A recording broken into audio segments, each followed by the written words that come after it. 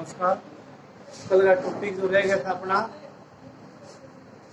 ये ज्यामिति का ना, वो अपने अगली परिभाषा की बात है शीर्ष लंब। शीर्ष लंब देखो, त्रिभुज के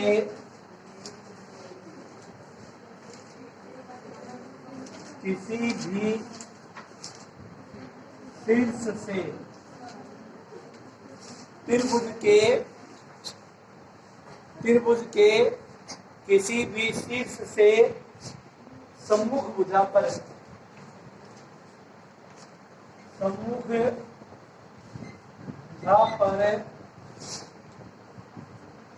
डाला गया लंब शीर्ष लंब कहलाता है। यानी शीर्ष से सम्मुख भुजा पर डाला गया लंब शीर्ष लंब कहलाता है। त्रिभुज के तीनों शीर्ष लंब जहां पर मिलते हैं, त्रिभुज के तीनों शीर्ष लंब जहां पर मिलते हैं वह बिंदु त्रिभुज का लंब केंद्र कहलाता है। लंब केंद्र कहलाता है। यानी तीन शीर्ष लंब होते हैं, तीन शीर्ष लंब होंगे। शीर्ष से सम्मुख भुजा पर डाला गया लंब शीर्ष लंब कहलाता है। तो तीनों शीर्ष लंब जहां मिलते हैं उस बिंदु को लंब केंद्र कहते हैं।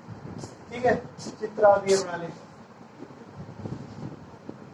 ए बी सी ये लंब डाल दिया ना, ए डी ये शीर्ष लंब है। ठीक है, शीर्ष लंब ये जो दूरी है ना ए डी, इसको शीर्ष लंब कहते हैं।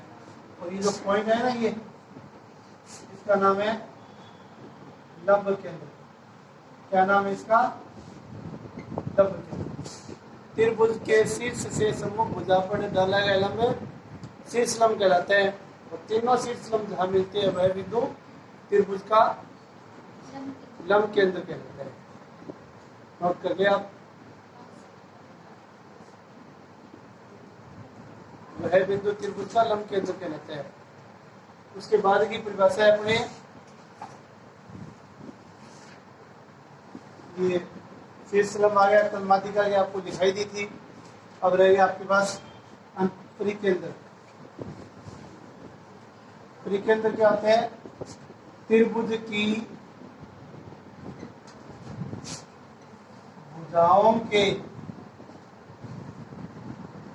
लंब अर्धक लंब अर्धक का संगामी बिंदु। संगामी बिंदु मतलब एक ही बिंदु। त्रिभुज की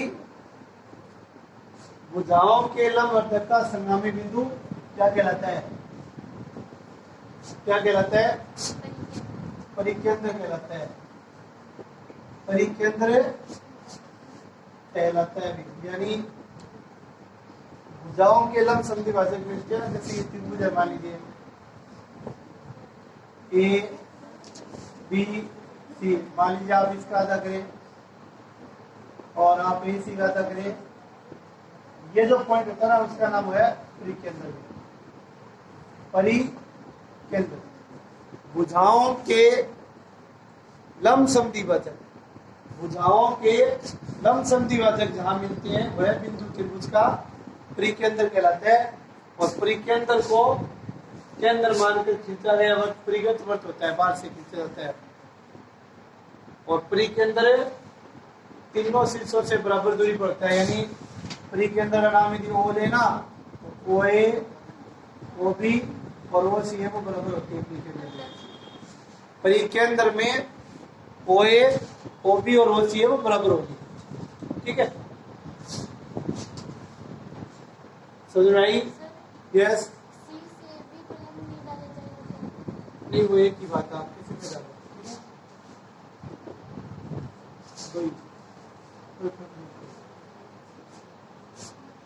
ठीक है। अब है अंतः केंद्र। अंतः केंद्र त्रिभुज के तीनों कोणों के अर्धक, तीनों उसमें भुजा है और इसमें किसका है, कोण का। त्रिभुज के तीनों कोणों,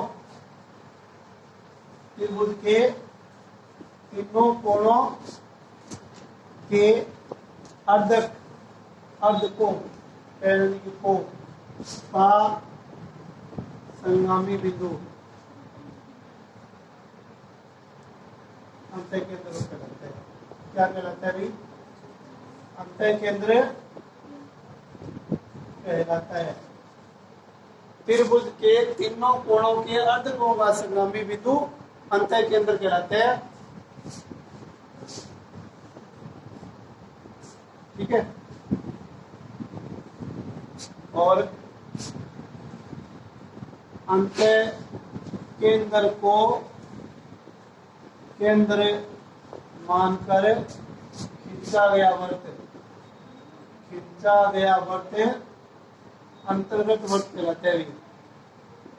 अंतर्गत वृत्त कहलाता है, यानी अंदर से वृत्त आता है उसका नाम होता है अंतर्गत वृत्त। अंतः केंद्र को केंद्र मानकर खींचा गया वृत्त अंतर्गत वृत्त कहलाता है। तो शीर्ष लंब आया, माध्यिका आई, लंब केंद्र आया, परिकेंद्र आया, अंतः केंद्र आया। ये कुछ परिभाषाएं हैं जो आपने 6 से लेकर कक्षा 9 तक पढ़ी है। आज कभी न कभी आपकी क्लास में जरूरी आई है, और इनके बगैर ये एक्सरसाइज आपको आई ही नहीं है। तो 11, 12, 13 एक्सरसाइज है, जब तक आपका ये फंडामेंटल इसका क्लियर नहीं हो ना, तब तक आपको आएगी नहीं है। ठीक है, ये आपको ध्यान में होनी चाहिए। अब कुछ और लिखा रहे हैं, ज्यामिति संबंधित बातें आप जानते हो, लेकिन हम इनको रिविजन करवा देते हैं ताकि आपको आगे कोई समस्या नहीं आए। ज्यामिति संबंधित अन्य परिभाषाएं या अन्य जानकारियां या अन्य तथ्य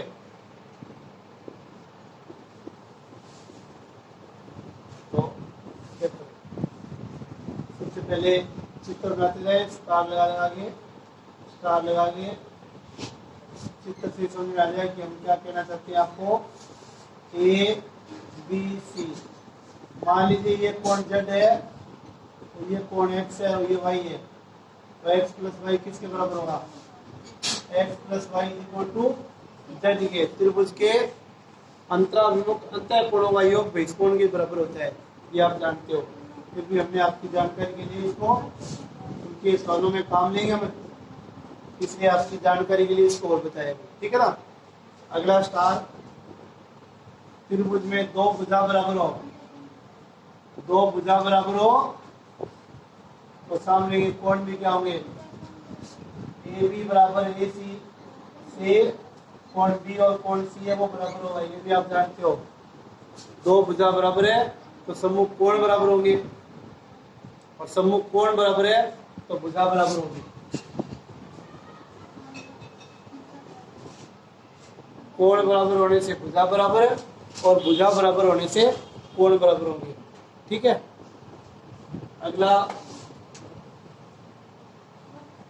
त्रिभुज में दो भुजाओं का योग क्रमवार, दो भुजाओं का योग तीसरी भुजा से अधिक होता है।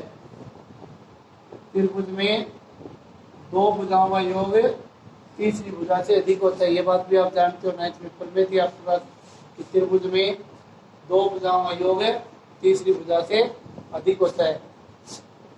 नहीं, कोई बात नहीं, पुरानी बातें हैं, केवल हम इनको दोहरा रहे हैं, आपको बता रहे हैं।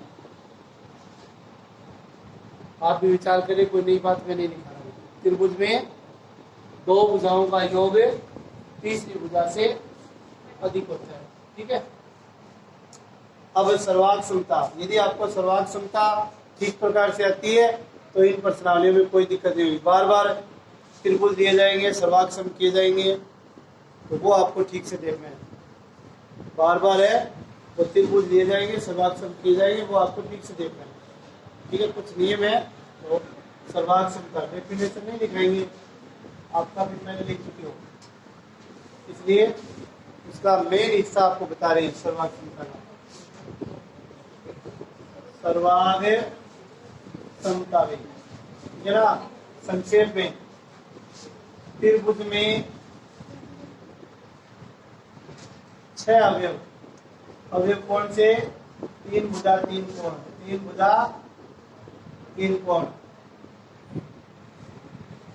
त्रिभुज में 6 अवयव होते हैं, 6 अवयव होते हैं, तो आपको 3 बराबर करना है। त्रिभुज में 6 अवयव होते हैं, सर्वांग समता हेतु नियमानुसार, नियमानुसार नियम लगेगा, नियमानुसार 3 अवयव बराबर करने हैं, अवयव बराबर करने हैं। ये इसके बराबर है, ये इसके बराबर है, कोई दिया होगा, कोई उपनिष्ठ होगी, कोई हम जानते होंगे। विभिन्न विभिन्न प्रकार के नियम लगाते हुए 3 अवयव आपको बराबर करने हैं, 3 अवयव आपको बराबर करने हैं। नियमानुसार 3 अवयव बराबर करने हैं, शेष 3 अवयव, बाकी जो 3 बच रहे ना, शेष 3 अवयव है वो भी संगत में आपस में बराबर होंगे। ये आप प्रयोग कर सकते हो, आपस में बराबर होंगे, यानी आपको 3 अवयव बराबर करने हैं और बाकी बचे हुए 3 अवयव आप बराबर मान सकते हो, नियमानुसार करने हैं। नियम अभी आपको बता रहे संक्षेप में, वैसे तो आपने 7वीं में भी पढ़ा होगा, 9वीं में भी पढ़ा है। हाँ, वही साइड वाले भुजा भुजा भुजा भुजा कोण भुजा वाला, उनको मैं रिविजन करके लिख देता हूँ ताकि आपको अन्य किताबें न खंगालनी पड़े कि हाँ ये हमारे लिखे हुए हैं तो हमें कोई प्रॉब्लम नहीं आएगी।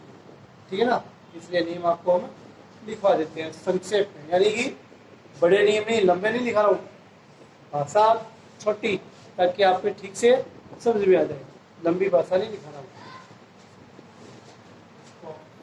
नियम नंबर 1, त्रिभुज की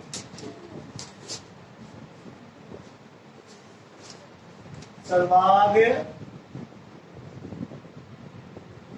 समता के नियम, त्रिभुज की सर्वांग समता के नियम वैसे तो आप जानते हो, क्योंकि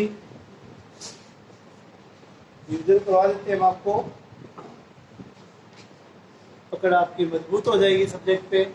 नंबर 1, एसएस नियम, भुजा भुजा भुजा, 2 त्रिभुजों में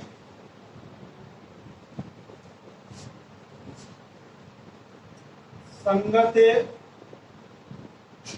भुजाएं बराबर हो। संक्षेप में लिखा है, 2 त्रिभुजों में संगत भुजाएं बराबर हो। कैसे भी? 2 त्रिभुजों में संगत भुजाएं बराबर हो। कैसे? जैसे मान लीजिए त्रिभुज आपके पास है,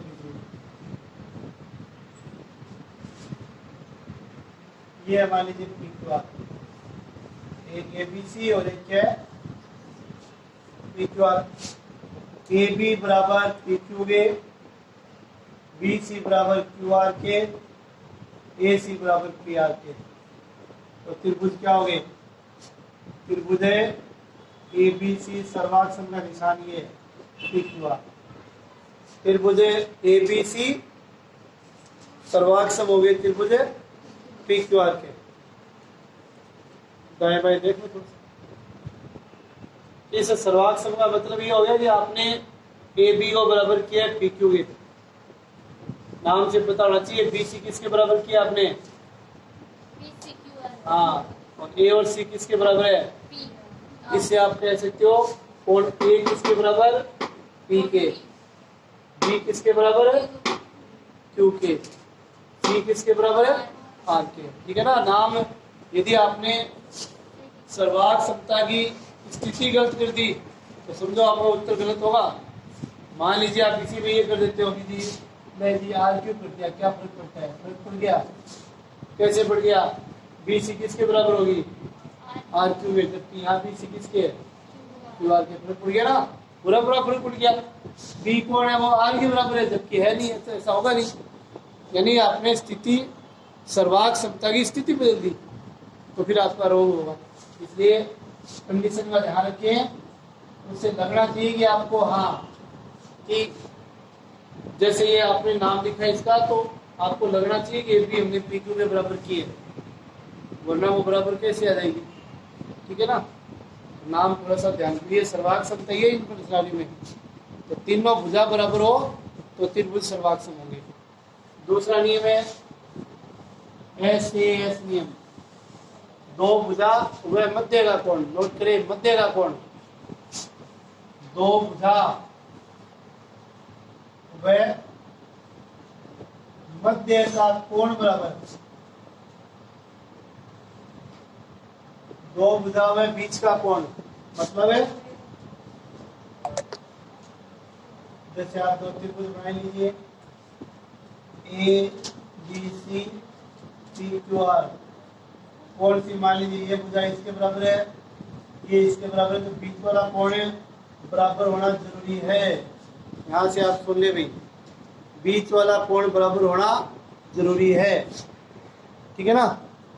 बीच वाला कोण बराबर होना जरूरी है। तो कैसे लिखेंगे?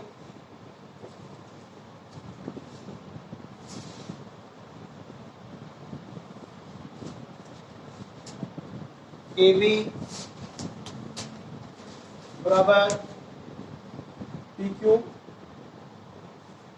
ए सी बराबर पी आर और ए बराबर पी बी। ध्यान दें, ऐसे ऐसे कह रहे हैं।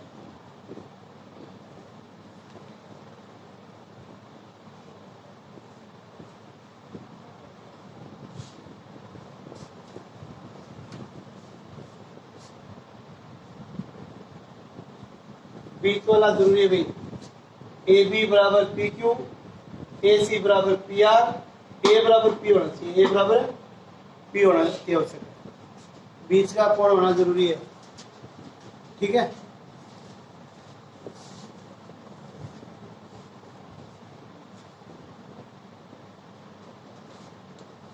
तीसरा नियम, तीसरा कौन सा? तीसरा नियम है AAS या ASA, दोनों में एक ही बात है भी, दो कोण व एक भुजा में। ठीक है ना। अब इसमें मध्य की भुजा लेते हो ठीक है, वरना कोई भी भुजा लोगे तो भी हो जाएगी, कोई दिक्कत वाली बात नहीं। ठीक है ना। चौथा नियम है RHS, समकोण त्रिभुज में। आर का मतलब है समकोण त्रिभुज, राइट एंगल ट्रायंगल। एस का मतलब है हाइपोटेनियस, कर्ण है। एस का मतलब साइड है। तो समकोण त्रिभुज में कर्ण कर्ण के बराबर हो और कोई भी एक भुजा बराबर हो तो त्रिभुज सर्वांग सम होगा। मतलब है समकोण त्रिभुजों में कर्ण कर्ण बराबर व एक अन्य भुजा बराबर।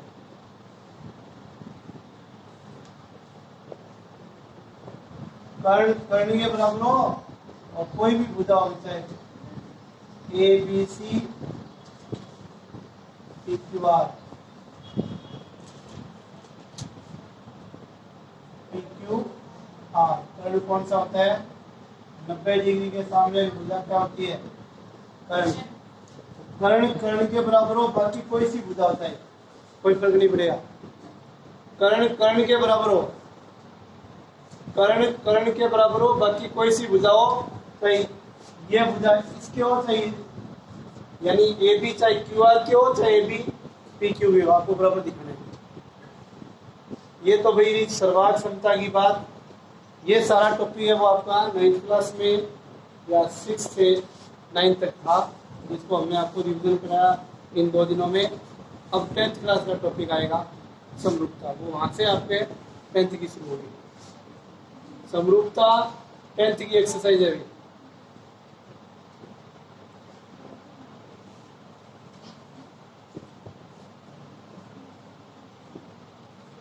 समरूपता सिमिलरिटी, तो यहाँ से हम लिखे होंगे, देखो नोट कर लिया आपने, अब तक नोट कर लिया होगा, आगे बढ़े नहीं नोट किया तो आप रिवाइज कराए देखो।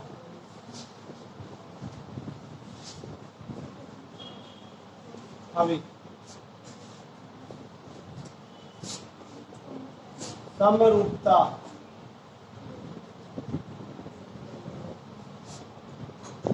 ऐसी आकृतियां, परिभाषा लिखे भी, ऐसी आकृतियां जो एक दूसरे से निश्चित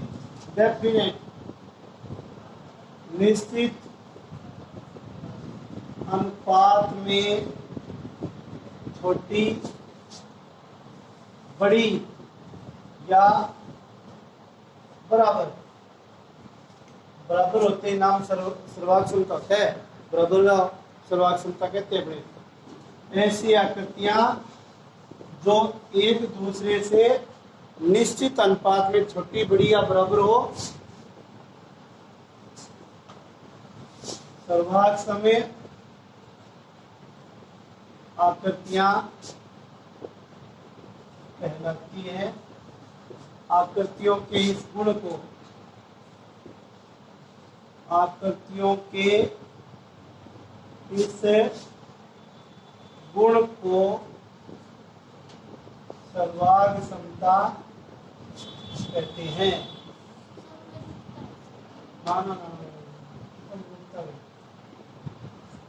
समरूपता तभी सर्वांग क्षमता कहने लगी। इधर भी क्या करेंगे हम, समय रूप। ऐसी आकृतियां जो एक दूसरे से निश्चित अनुपात में छोटी बड़ी या बराबर हो, समरूप आकृतियां कहलाती है। और आकृतियों के इस गुण को समरूपता कहते हैं। समझ में आया सबके? आकृतियों के इस गुण को क्या कहते हैं? हमें समरूपता कहते हैं, राइट। जैसे हाथी और हत्ती बच्चा छोटा मोटा है ना, पूछ उसकी इतनी है तो उसकी लंबी